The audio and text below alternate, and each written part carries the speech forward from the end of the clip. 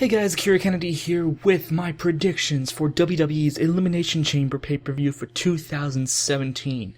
This will be a Smackdown exclusive pay-per-view emanating live from Phoenix, Arizona on the WWE Network this Sunday on the WWE Network, as well as on pay-per-view if you still buy that. There are currently 7 matches that are confirmed for this card, though there may be 1 or 2 matches added for the pre-show. Though, in my experience with the recent SmackDown pay-per-views, they tend to be very good announcing every single match well in advance, with the latest matches being announced this past week on SmackDown. So, we're going to kick things off with, as I said, the most recent matches that were announced, and go all the way up to the main event, which was actually announced before the Royal Rumble. So, first up we have Luke Harper versus Randy Orton. This match was announced because Harper is jealous. He doesn't trust Orton, basically. And he almost kind of turned face, but I don't think he really did. So, with this one, it seems pretty obvious. Orton's the Royal Rumble winner. Orton's the one with the title match. And while either one makes sense, given who I think will win the Elimination Chamber match, I'll get to that later, I'm going to say Randy Orton's coming out on top here. Call it a hashtag Randy wins lol. After that, we have Apollo Crews and Kalisto taking on Dolph Ziggler in a 2-on-1 handicap match, and this is one of the matches I don't really care for on this card, mainly because, you know, with the kind of exception of Kalisto, all these guys ever do is lose. Apollo Crews has only, I think, won a handful of matches since he got called up to the main roster after Wrestlemania. Kalisto has been on a bit of a losing streak since he came to SmackDown, and Dolph Ziggler, he's actually lost more matches since he turned heel than he did when he was a babyface. Plus, I thought Ziggler turning heel would be the best thing for him, and now I'm not so sure. Because, like I said, not only is he booked even worse, he just seems like a very weak sauce heel at this point. So, because I don't care, I'm gonna go with the usual logic of 2-on-1. Winners will be Apollo Crews and Kalisto. After that, we have the first of 3 women's division matches happening on the card. 3. Take that, Monday Night Raw. First up, it's Becky Lynch versus the returning Mickie James. As much as I would like Becky to win here, the only logical direction they could go with this is Mickie James, because she just recently came back, I think 2 weeks before the Rumble. She just came back, and I don't think this is a one-match feud, and usually on that kind of stuff, the heel wins the first match. After that, we have our second of the women's division matches, as well as the first of 3 title matches happening that night. You have the SmackDown Women's Champion Alexa Bliss taking on Naomi, who I believe earned her #1 contendership after pinning Alexa Bliss in the 6-woman tag team match back at the Royal Rumble, like I said. Now, as much as I would like to see Naomi finally get some gold in the WWE, I don't think it's happening here for 2 reasons. Number 1, it's just too soon to change the title. I think it's too close to WrestleMania. I think if they're really smart heel, they'll have Naomi lose via shenanigans, and then she'll win the title at Mania.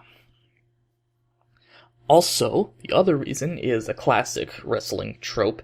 If you come out on top in an exchange on the go-home show to a pay-per-view, you're not going to win at the pay-per-view. And during a contract signing that Alexa Bliss and Naomi had, along with Becky Lynch and Mickie James, the baby faces came out on top. So call that another explanation for why I think Mickie James will win her match with Becky Lynch. But because Naomi and Becky both came out on top, I think they're both losing here at the pay-per-view. It's a weird backwards logic, but that's the WWE for you. Trust me, I've been watching this for a little over 15 years now. After that, we have our second of the 3 tag team matches.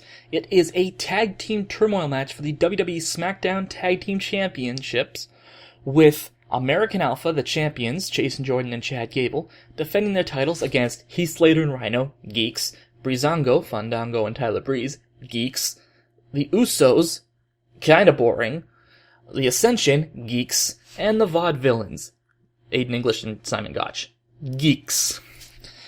As you can tell, SmackDown's tag team division is kind of crap right now, with the only credible team they have being American Alpha, which is awesome, but the closest thing they have to actual legitimate challenges right now are the Usos.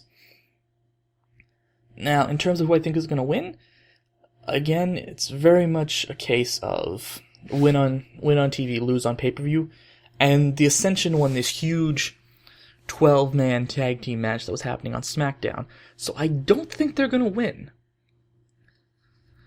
The Vaudevillains have not had a single push since Gotch got into a fight with Sin Cara, probably made fart noises in his ear or something.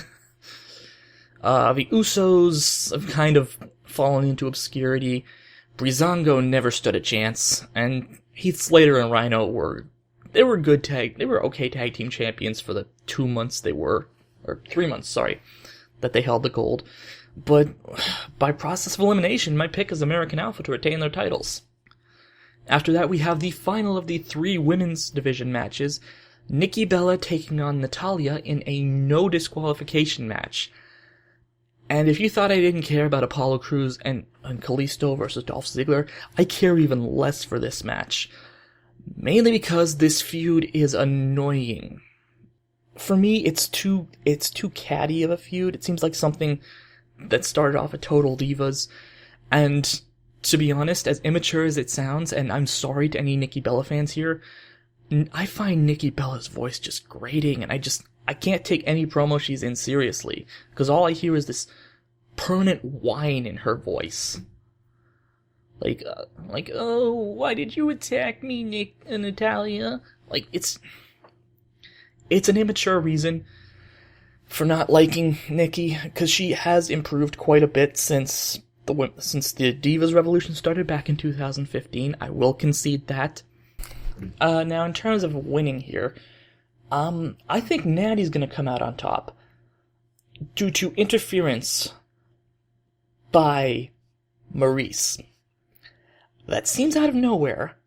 Then again, so did my prediction of Naomi pinning Alexa Bliss and earning her a women's championship match. But hey, that came true, so maybe it's not that far-fetched. But there's a reason for that, and I'll talk about it in the next match, which happens to be the main event. Well, I'm moving on to the main event right now. It is an Elimination Chamber match for the WWE Championship. You have the 16-time champion John Cena defending his title against AJ Styles, the Intercontinental Champion Dean Ambrose. That's been a letdown. I'll get into that later. The Miz, Baron Corbin, and Bray Wyatt. Now, I'm gonna be honest here. As much as I'd like AJ Styles to win, he's probably not, because rumor has it he's got a match with Shane McMahon at WrestleMania, though if Rollins isn't cleared to wrestle by that point, then supposedly Shane will be wrestling Triple H, which actually makes more sense when you think about it. Dean is not winning here. Quite frankly, I hate his Intercontinental title reign. He hasn't defended it once since he won the title, and quite frankly, I've kind of soured on him in recent months. He seems kind of boring. He has the occasional entertaining moment, but as a babyface, he's booked terribly. Like, he's just basically an asshole. I'd say a heel turn would be the best thing for him, but I thought the same thing about Dolph Ziggler, and it's actually gotten worse. The Miz, he's actually gotten a lot better since that pipe bomb he dropped since that pipe bomb promo he dropped on Talking Smack. I think it was the first or second episode of Talking Smack. And I think he's gonna have something coming out of this. I'll give you a hint, it has something to do with what I said about the last match. Baron Corbin, he's gotten a lot better since he's been drafted to SmackDown, but I don't quite think he's there for World Championship material yet. Maybe around SummerSlam? I don't know. And finally, of course, Bray Wyatt, who, believe it or not, is probably the odds-on favorite to win this match. Not based on storylines or anything, but based on rumors that Bray Wyatt will be defending his title against Randy Orton at Wrestlemania. And that's actually why my pick is Bray Wyatt, as boring as it sounds. I'm not crazy about him. I think he should have been pushed as a monster consistently a lot earlier. I think his feud with John Cena was what kind of killed it. It was what kind of killed his momentum and led to the joke of Bray Wyatt's annual push. Thankfully, his annual push is finally leading to a title, but at the same time, it kind of feels like he's just going to win the title so he can drop it to Orton at Mania, which would make him a transitional champion who, ironically, took the title off of a transitional champion. That being, of course, John Cena. Now, the reason why I don't think Cena will win is that, well, again, there's a rumor going around about WrestleMania that The Miz and Maurice will be involved in a mixed tag team match with John Cena and his girlfriend Nikki Bella. And supposedly this was originally supposed to be Nikki's retirement match, although rumors are saying now she's just going to take time off of WrestleMania and then work on a more part-time basis after that. I still think I don't want the mixed tag team match to happen, but given the alternative, I don't want to see Randy Orton and John Cena again. We had one Dean Ambrose world title reign, and it wasn't that great, so I don't want to see that again.